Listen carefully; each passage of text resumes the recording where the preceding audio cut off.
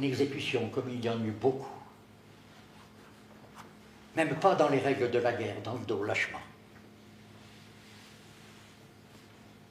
Les mains attachées, les pieds entravés, je crois. On appelait ça des corvées de bois. Une institution aussi. Autre crime d'État. Un prisonnier que mon groupe avait mis hors de combat lors d'un accrochage dans la montagne. Après qu'eût été tiré de lui pendant plusieurs jours le maximum de renseignements sur ses camarades et les activités de son groupe, c'était un chef. Recherché depuis 5 ans dans tout le massif. Un symbole pour les deux camps. C'était un grand résistant, devenu là-bas héros et martyr.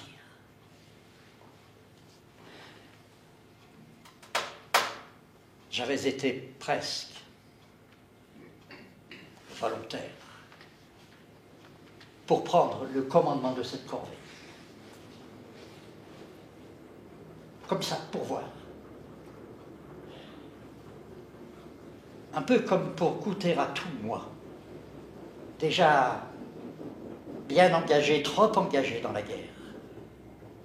Ne pouvant plus, ne sachant plus, ne voulant plus dire non. Soumis.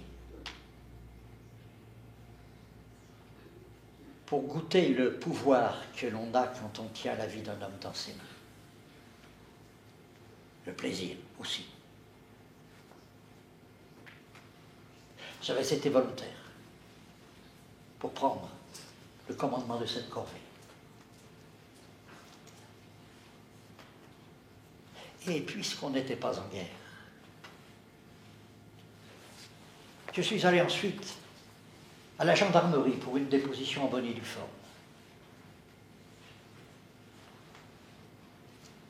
Les fêtes,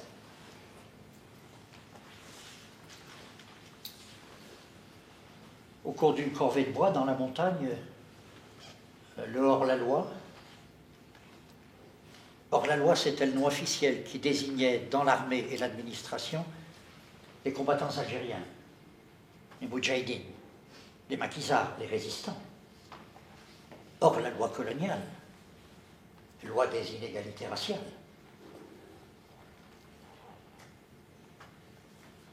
Au cours d'une corvée de bois dans la montagne, le hors-la-loi avait tenté plusieurs fois de s'évader.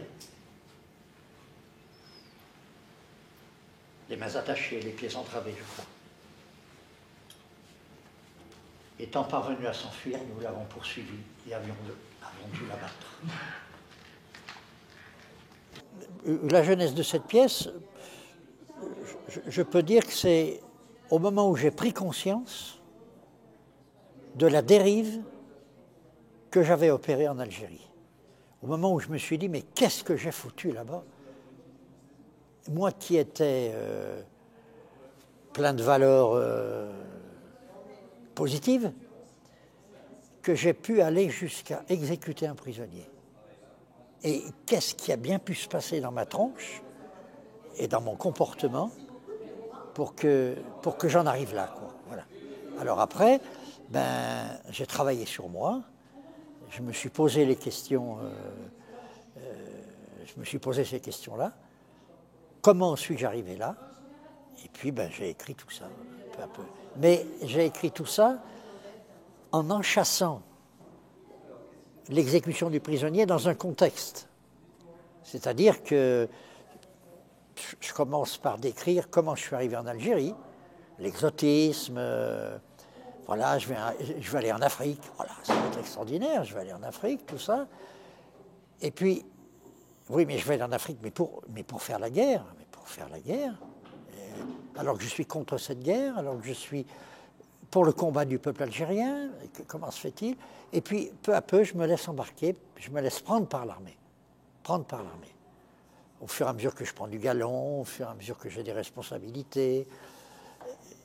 Oui, je pense, et puis je ne suis pas le seul à le penser, et je citais aux élèves la réaction d'une jeune fille à qui on disait « bon ben c'est fini, tout ça, la guerre d'Algérie, il faut tourner la page, on n'en parle plus, etc. » Et elle s'est insurgée à la contre en disant « pour moi, dans ma famille, la page n'est pas lue, donc on ne peut pas la tourner. Moi, je ne tournerai pas cette page tant que je ne l'aurai pas lue. » Et c'est pour ça que le spectacle de Bernard Gerland, pour moi, est intéressant parce qu'il va m'aider, dans ma famille, à lire cette page, pour ceux qui n'ont pas encore parlé. Voilà.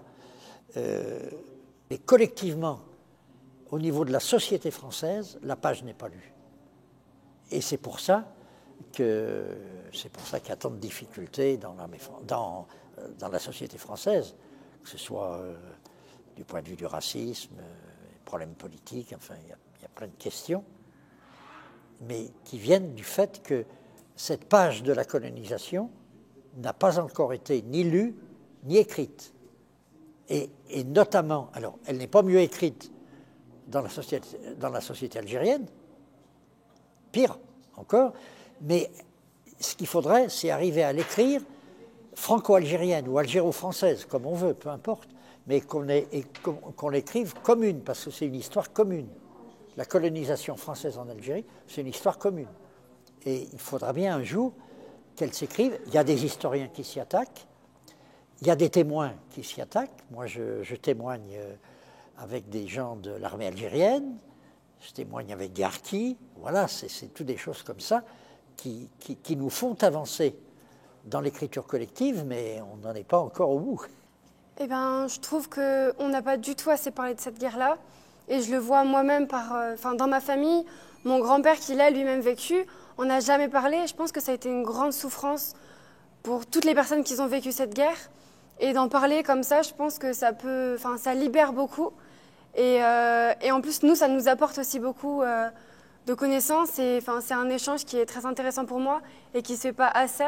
Mais en même temps, ça peut se comprendre de ne pas vouloir encore en parler et de surtout pas y arriver parce qu'il n'y a aucun suivi après cette guerre-là. Et c'est bien dommage.